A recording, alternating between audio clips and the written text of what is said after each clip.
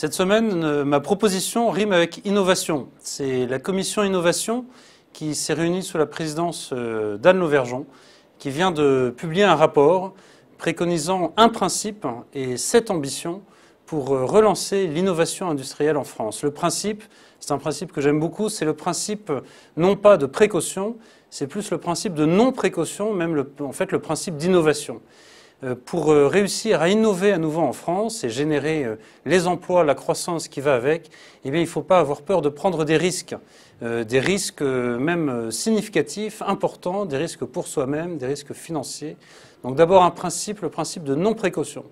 Ensuite, il y a 7 ambitions qui sont des déclinaisons industrielles, 7 ambitions vers la silver economy, vers le big data, la chimie du végétal, les médecines individualisées, etc. Le rapport est remarquable, on le recommande d'autant plus qu'il tranche avec la communication actuelle du gouvernement sur les questions économiques. Là, c'est un rapport qui est d'abord compréhensible, ensuite qui est crédible, qui a vraiment une culture du concret, de l'action, une culture d'entrepreneur. C'est normal, il a été inspiré et rédigé par ce mélange savant qui, je crois, fait partie du génie français, qui est cet alliage entre l'ingénieur et l'entrepreneur qui a donné les plus grands succès industriels de l'après-guerre, notamment de l'aéronautique à l'énergie, le nucléaire, en passant par la santé. Alors, la proposition, eh bien, elle est triple. D'abord, on va recommander aux 577 députés de lire ce rapport pour une fois. Il faut lire ce rapport. Ils y verront vraiment un blueprint, comme on dit en anglais. Ils y verront un chemin pour des emplois par centaines de milliers, par millions, et des créations de futurs leaders industriels français au niveau mondial. Et en lisant ce rapport, il est très probable que, c'est la deuxième proposition, ils multiplieront par 10 la somme qui est allouée à ces ambitions qui vont faire l'objet d'un concours de projets. La somme est ridicule, c'est 300 millions d'euros. Alors vous faites la division, 300 millions d'euros divisé par 7 ambitions, ça fait même pas 50 millions d'euros l'ambition. On ne fait pas une politique industrielle d'innovation pour la France en 2025 avec des bouts de ficelle qui représentent 5 heures de financement de la sécurité sociale. Donc on va multiplier par 10 le prix, les financements pour ces projets.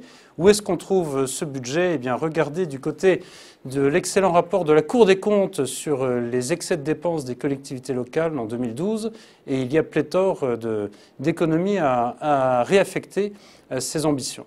La troisième proposition, c'est que si vous voulez, on parle de start-up, on parle d'entrepreneurs, on parle de jeunes pousses, on parle de seed capital, de financement d'amorçage.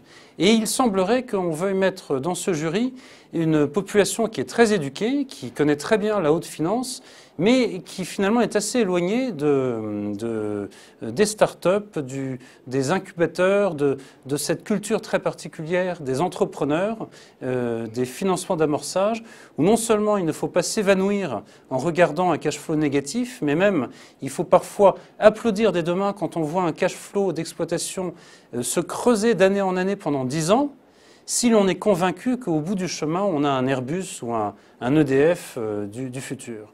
Donc il faut un profil très particulier au jury. Il ne faut pas des technocrates de haute finance d'État.